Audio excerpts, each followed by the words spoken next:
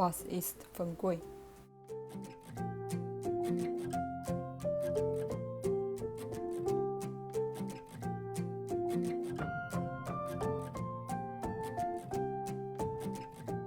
Wie bereitet man klassisches Fengui und die Variante mit braunem Zucker zu?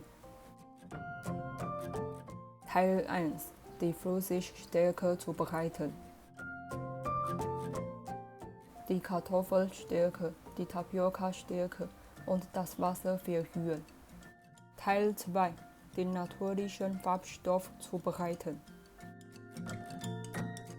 Die Gardiniensamen ins Wasser geben, das Wasser aufkochen. Teil 3.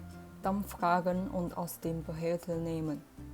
Die Gardiniensamen herausfischen, den natürlichen Farbstoff in die Flüssigstärke gießen.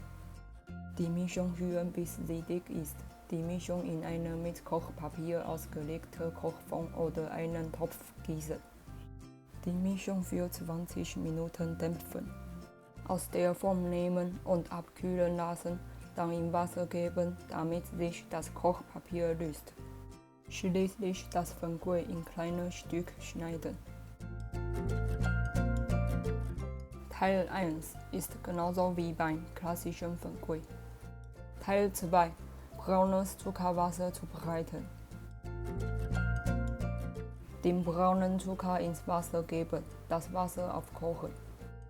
Teil 3 ist genauso wie beim klassischen Fengui. Schließlich das Fengui in kleine Stücke schneiden.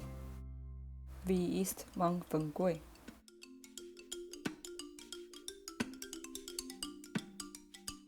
Interview.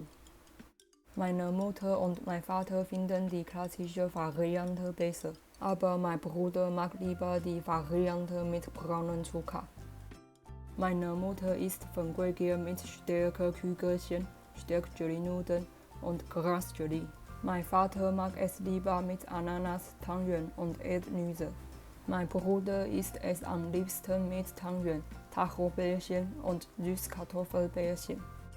Meine Mutter bereitet Fengui am liebsten selbst zu. Mein Vater und mein Bruder finden es praktischer, es zu kaufen. Meine Mutter mag selbst gemachtes Fengui auch am liebsten. Mein Vater bevorzugt gekauftes. Und mein Bruder hat keine besondere Vorliebe.